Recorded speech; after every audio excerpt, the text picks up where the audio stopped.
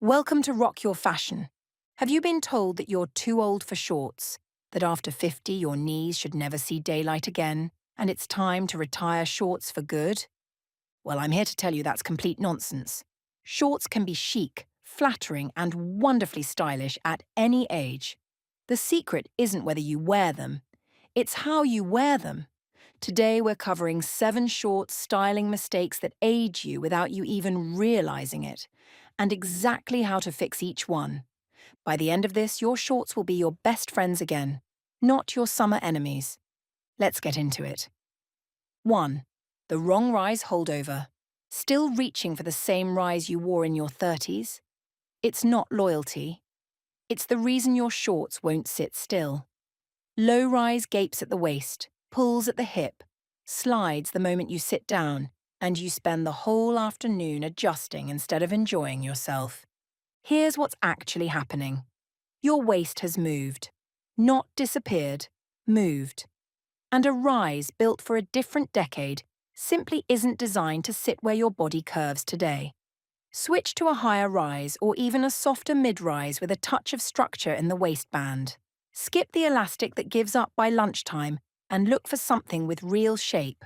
A tailored waistband, a hint of stretch, enough substance to hold its line. Once the waist sits exactly where your body curves, everything else falls into place. The length looks more intentional. The fabric drapes properly through the hip. And, this is the part nobody talks about, you stop thinking about your shorts entirely, which is exactly how it should feel. 2. The boxy top cover-up. Shorts already feel exposing enough, so the instinct is to grab the loosest top in the wardrobe. The bigger, the safer, or so it seems. Here's the problem. A boxy top doesn't actually hide anything. It just trades one kind of exposure for another. Instead of too much leg, you get no shape at all, and the eye reads the whole outfit as bigger than it is. Not safer, bigger. Forget tight. This is about structure, not volume. A wrap top that nods to the waist. A shirt with a defined hem, left open over a fitted layer underneath. Even a simple top with the right shoulder seam can do more flattering work than 3 sizes of room to breathe. If you're fuller through the middle, look for fabric with a bit of weight to it. Something that falls cleanly rather than clinging or ballooning. If you're smaller framed, a cropped or fitted hem stops the top from swallowing your proportions entirely. Either way, the goal is the same. Let the fabric do the flattering. Effort is optional, structure isn't. 3. The trainer mismatch. Chunky trainers feel comfortable. Genuinely, no argument there. They cushion every step, they go with everything, and they're already sitting by the door. But comfort isn't the only thing an outfit communicates. Next to a tailored pair of shorts, a chunky, sporty trainer reads, "Popping to the shops," or "I gave up halfway through getting dressed." Not "ready for anything." The shoe sets the tone for the entire look, and a heavy sole pulls everything else down with it.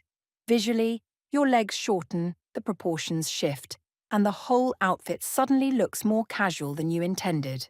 The good news, comfort and polish aren't actually in competition.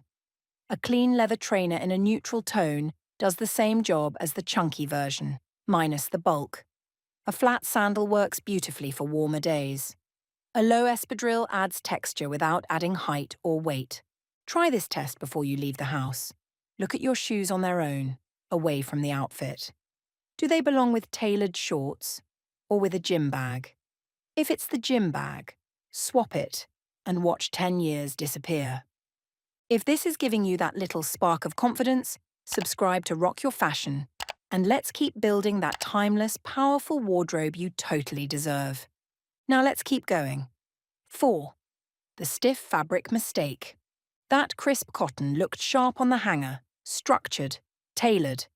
The kind of fabric that photographs beautifully in a shop mirror under good lighting. Then you put it on, and something shifts. Stiff fabric doesn't move with your body.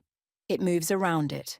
It creates its own shape instead of following yours, which means it can box out the hip, flatten the thigh, or sit away from the leg in a way that adds bulk exactly where you don't want it. The fabric isn't doing anything wrong exactly. It's just doing its own thing regardless of what your body is doing. Look past the cut. The answer is sitting right there on the fabric content label. Look for shorts with a bit of give built in. A linen blend rather than pure stiff cotton. A softened twill. Anything described as having drape. Hold the fabric up before buying. Does it fall when you let go, or does it hold its shape on its own? Fall is what you want. Stiff fabric stands at attention. Good fabric simply follows you. Through every step, every sit-down, every photo you didn't plan on taking. 5. The Bermuda trap. Bermuda shorts sound like the perfect solution. More coverage, more comfort, more confidence. But here's the thing. Length alone isn't what makes shorts flattering. It's where they stop.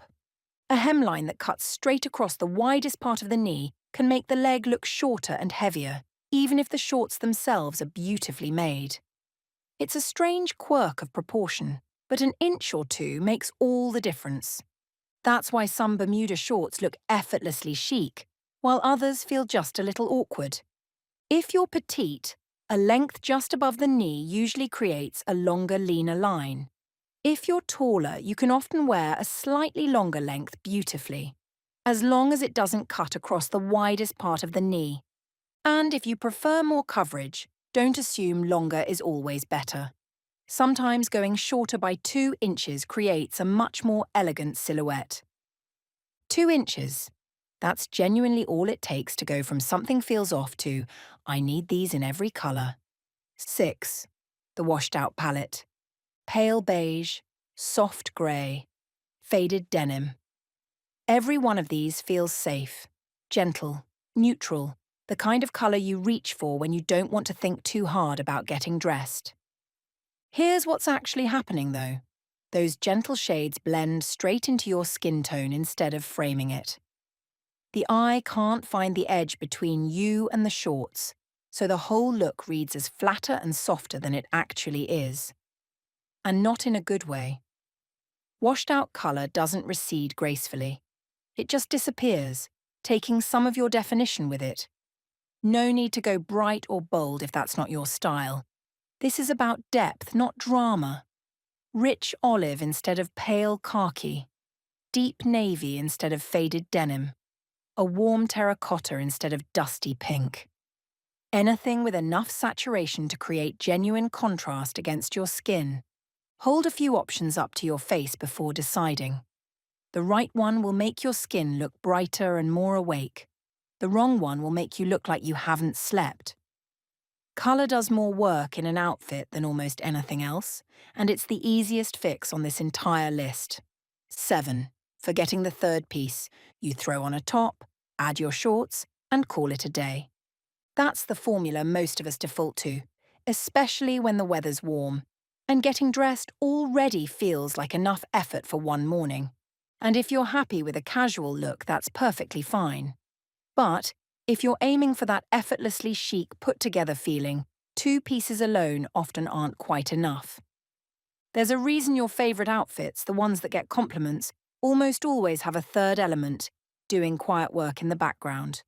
Without it, even a perfectly good top and shorts combination can look like you got halfway through getting dressed and stopped. One extra layer solves this and it doesn't need to be complicated. A linen blazer thrown over the top instantly adds structure. An open shirt, worn loose with the sleeves pushed up, adds movement and texture. A lightweight kimono draped over the shoulders adds shape without adding heat, which matters when it's warm enough for shorts in the first place. It takes about 10 seconds to add, and it changes the entire read of the outfit. From, I just grabbed what was clean, to, I thought about this. That's it. That's the whole difference between thrown together and styled. And that's 7 mistakes down. And 7 simple fixes that'll make every pair of shorts you own look more expensive, more intentional, and a decade younger. The best part? None of these require buying a whole new wardrobe, just a few small swaps. If this video helped you, give it a like and subscribe to rock your fashion. Now tell me, which mistake hit closest to home? Let me know in the comments, and tell me where you're watching from. Until next time, stay confident, stay chic, and remember, style isn't an age, it's a mindset.